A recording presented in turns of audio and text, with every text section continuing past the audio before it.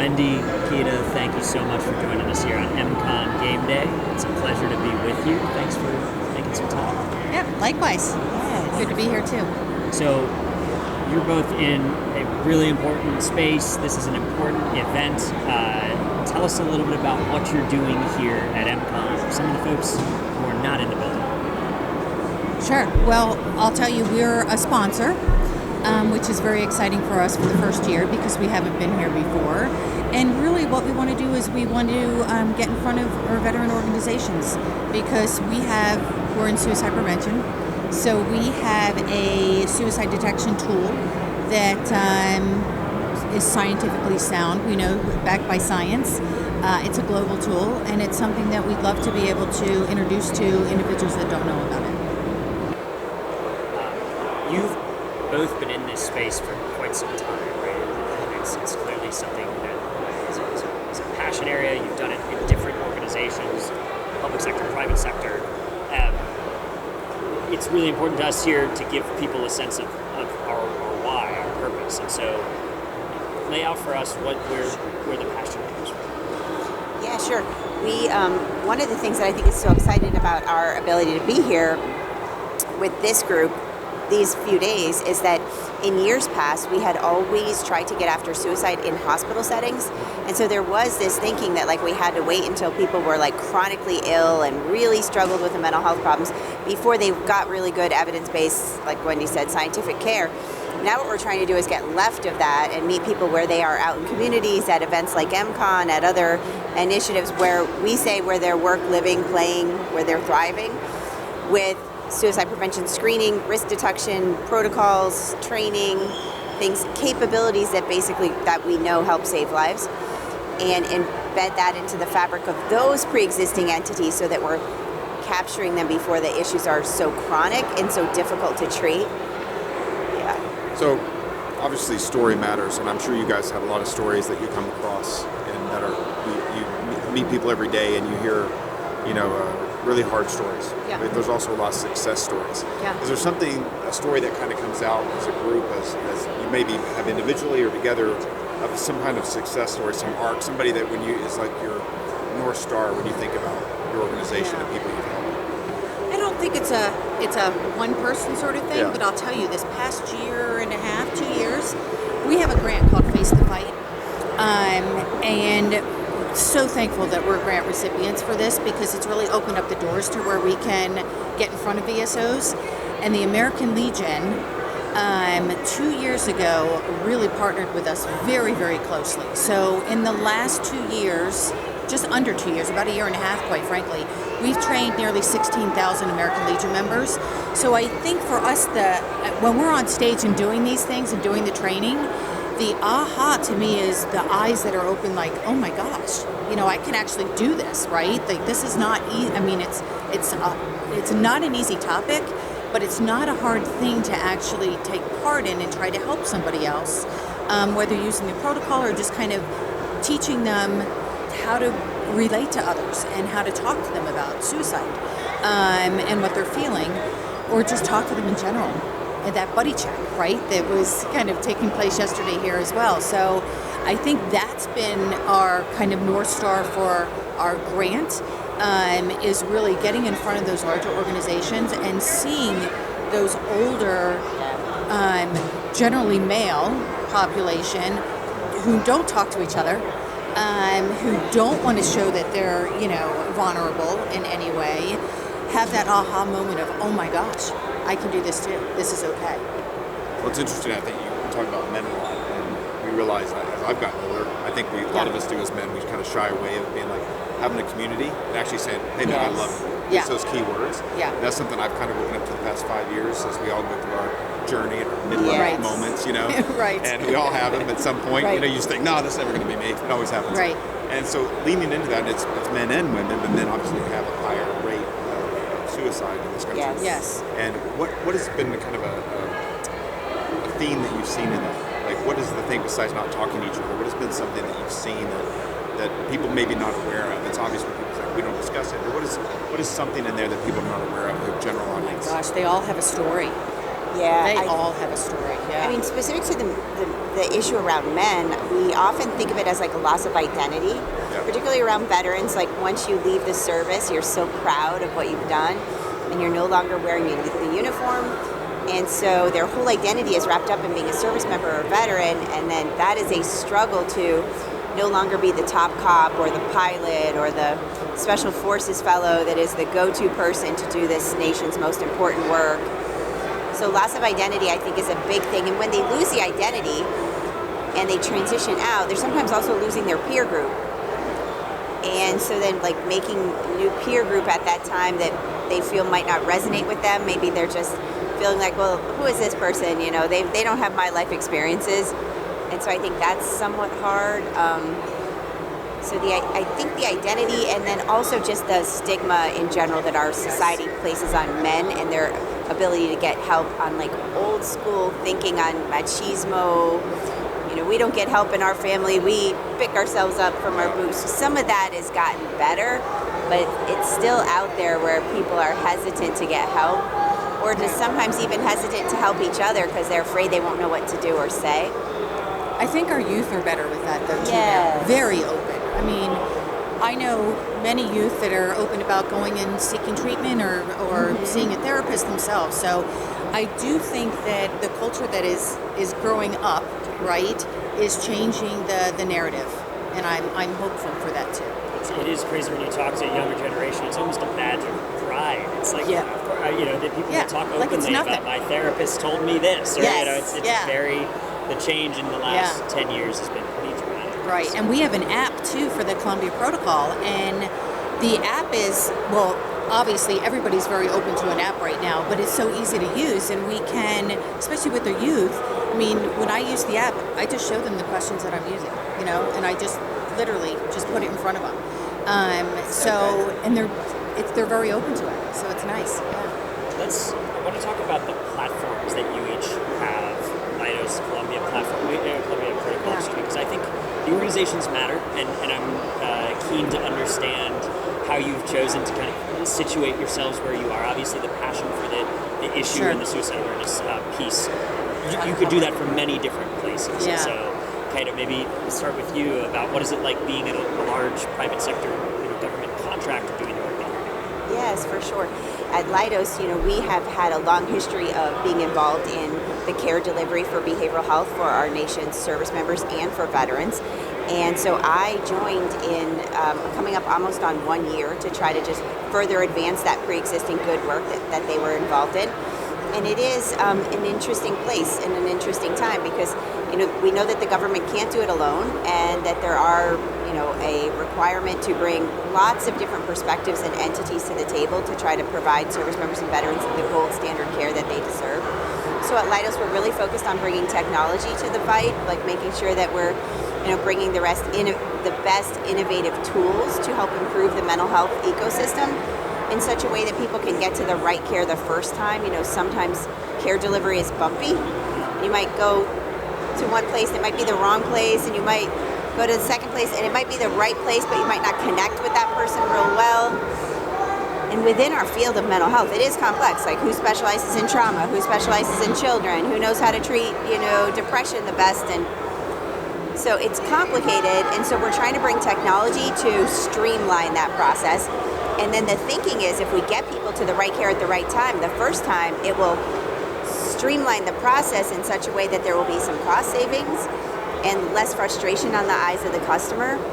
And then even maybe less burnout on the provider, because you're like, as a provider, when you get somebody that you know needs help on a certain thing, for example, gambling addiction, you know, not my area, I have to now refer you to another specialist. So you've spent 1 hour with me, I've assessed your primary presenting problem is gambling, and now I need to find you someone else, and someone who has an opening, and someone who takes your insurance and is within 30 miles from your house, or will take you virtually.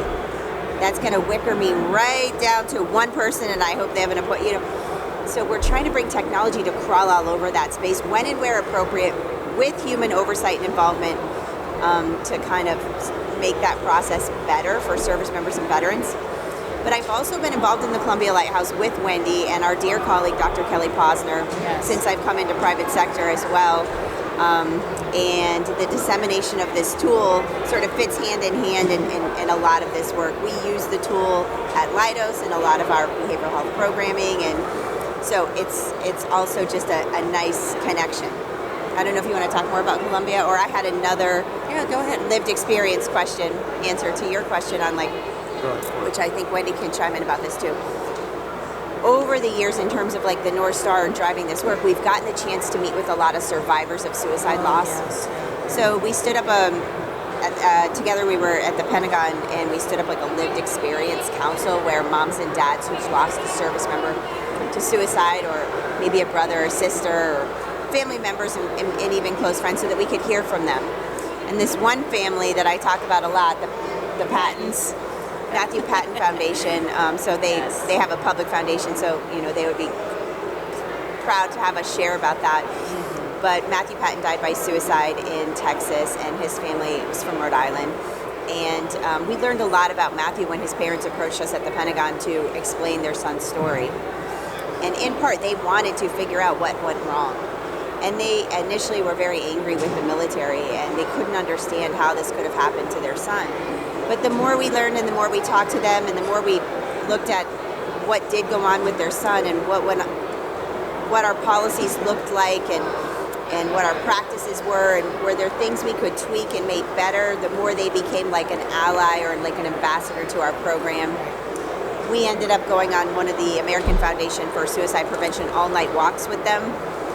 And we really learned a lot more about Matthew during that walk, and it was sort of a very therapeutic process. He also had a younger sister, so the family still had to move on and parent. And just the more we knew about him, the more we were able to think through how we were doing our work in a way that honored him, honored his family, made corrections to the processes where need be. There are things like a military unit that might marginalize a troop, might not realize they're doing it, but a troop that is pushed to the outskirts of his or her unit, and it might not feel well. And I think that was part of one of his instances. The culture within the unit was sort of not operating well with him in the context of his pre-existing mental health struggles. And so I just say, there's so many lived experience stories where we learned so much. And we actually helped others. I mean, the leaders that we went to. Yes. In the Army, too, kind of understand the nuances with our survivor families, which I don't think anybody at the time was really thinking too much about that side of it. I mean, obviously, everybody cared, right? But really didn't take those stories and the feedback and then make change. And I think that's what was neat, too. Yeah, forgot about that. And I always tell people this other one where there is this tendency to think that only people that work in the field that have been super trained can screen with the Columbia Protocol. And I always share this story that, years back I was leading behavioral health for the Marine Corps in the middle of the war effort, and we were receiving a VIP person coming to our building from the Pentagon. And so I was waiting in the lobby for this person a few minutes early to take them up to the 4th floor, and there's a Marine on duty at the front desk. And the Marine was, I probably passed by him every day and hardly said much to him, nor did I know him at all. But I did notice that he had something on his arm, which looked a little bit like something I have in my arm, with a skin problem. And so, without knowing the Marine at all, I said, "Oh, look, you and I both have something similar here." And he said, "Well, yeah, mine is from this battle I was in. I was downrange, and I was in a firefight, and my arm was on fire, and it didn't heal well, and I've got this, scars from that." And I was, "Oh, well, mine is a skin disease," and, So we started chatting, and I said, "Well, tell me, when was this deployment? Tell me more about this," And this was under 5 minutes while I'm waiting for this VIP visitor. I ended up having to ask him. It got to the point where he shared enough things where I ended up having to ask him, has it gotten to the point where you're thinking of ending your life by suicide? And he said yes. In the lobby of the front building, without knowing me, started with a small conversation about, this looks the same, that quick. And I also was sharing with him, I'm on the 4th floor. It's where our behavioral health headquarters works. Oh, I never knew behavioral health was in this building. Yeah, we're here. You set the policy for all the behavioral health across the Corps. Oh, can I help you? We stayed in touch. We got him into an appointment. But all of this from like a happenstance conversation. So we're trying to get more people to have those type of like authentic, caring conversations. Or if you just check in, you'll be surprised what people tell you. Right. But you had said something too that people think that you need to be a clinician, you need to be in the medical field. I am not a clinician, and I love that. Yes. Because I have been doing that, how many years? 18 years, something like that. Keita and I have been working together in the DOD and VA, but I also led the Army Suicide Prevention Program. Yes. And not a clinician at all. I have a public health background, so a lot of people think that you can't ask or help somebody unless you are in the medical field. And I think it's really important to make that aware, make sure that people are aware of that. Yeah, I actually think, this is a great, for this audience, most of whom will not be clinicians, Right. Beyond the building. Right. I'd love to double tap on this, and I'll share very briefly something that, even for me in college, I remember dealing with someone who was clearly in some sort of mental health crisis, distress, and was locked himself in a bathroom, was threatening things, and we called, the health services, and they came and basically said, well, if you don't want to go to the hospital, there's nothing we can do. And I just remember being kind of in that moment thinking, man, well, the burden is now on us, right? The people who have seen this, because it's like, well, nobody really wants to go to sleep tonight. No one wants to leave us. And so it felt like, oh man, there's a gap here between someone who is like, no, there's not a gun in this person's hand. Right. But this is blinking red and we're 19. Right. We don't know what's right. going on. Right. And I acutely can resonate with people who say, hey man, I want to help. Right. I don't necessarily know how, or what are the resources available for someone like that. So maybe for folks who want to be Keita, like what you were able to do in that moment. Yeah. What's important for people to know, to understand what's available to them? Well, I think, quite frankly, the Columbia Suicide Severity Rating Scale is a great tool. 6 questions. You only have to ask the first 2. Quick and easy. Yep. Yeah, It's quick almost and like easy. we teed that right up for you. Yeah, you did tee it up, and quite frankly, I'm going to give it to you. Let's go. I'm going to go back and give you a bag so you have your own tools. But it's very easy. And like Keita said, it's 6 questions. And you don't have to do all of them. About 10% of individuals, you'll probably have to do all 6 questions with that we've identified. But thank goodness we have wonderful resources too, right? 988 now, which is a national call line that you can call if you're in crisis. Doesn't need to be just suicidal. Any mental health crisis, or if you feel like you just need to talk to somebody, you can call 988. 911, of course, for an emergency, but 988 really is that mental health side of it. And then the other thing is I would not underestimate basic human qualities. Like people are looking for people to be kind with them, and like more of it. Like small acts of kindness, like sort of checking in on them. That is an evidence base. Like we've run the science on caring contacts, they call it, but it's like checking in on one another, which is why you saw some signs on like buddy check. It's science based. But just like showing up even when you don't have all the answers and just being present, like your example of somebody being in the bathroom. I understand you don't want to leave the bathroom and health services left and I'm here and I'm just going to sit outside this door. Even if it's quiet, know that I'm just sitting here because I'm thinking about you and I'm not leaving. Yep. And so you're just being present and you don't know what else to say, but you're just there and you're being compassionate and you're offering to be there when they're ready in a non-judgmental way. It's like everyday acts of just being a human, Yeah. It's funny, I love to say that everybody wants to help somebody and we think a lot of times we have to put on masks and be perfect. But really, if you be vulnerable and you ask someone, they really want to help you. People really want to help you. Yes. It's just getting past like, I've got it figured out. We were talking about the cheese a little bit before. Right. When you say like, I just don't have this right now. Yeah. The majority of people actually do want to help. Yes, it's just they the wall do. has to come down. Yes. So on both sides, it seems like the walls just have to come down. Yes. Right. Say, I'm here for you, sit outside the door. Yes. Yeah, And, right. and what I've now been on this last sort of journey career-wise has been the whole notion that when you help them, it helps you. Absolutely. Right. Like the reciprocal nature of helping, then you feel so good. Like having gotten to do that for somebody, like it's really powerful. And it helps you grow. Yeah. It's that Stoic philosophy or any philosophy. When you teach, you learn. Yes. And you help. That was wonderful. Yes. Thank you. Yeah. This has been fantastic. Thank you both so much. I'll give you one opportunity before you leave here. We have this challenge flag on the table. And the challenge flag is because if someone were, for some of our more controversial guests, if someone were walking by and wanted to challenge them, we'd give them the opportunity. But for you all, if there is a limiting belief or there's something, whether you've heard it today or something that you hear in the course of day-to-day life, that you want to throw a challenge flag at, to say, man, this is something that we hear in the space that people just get wrong. I'd love to give you that opportunity.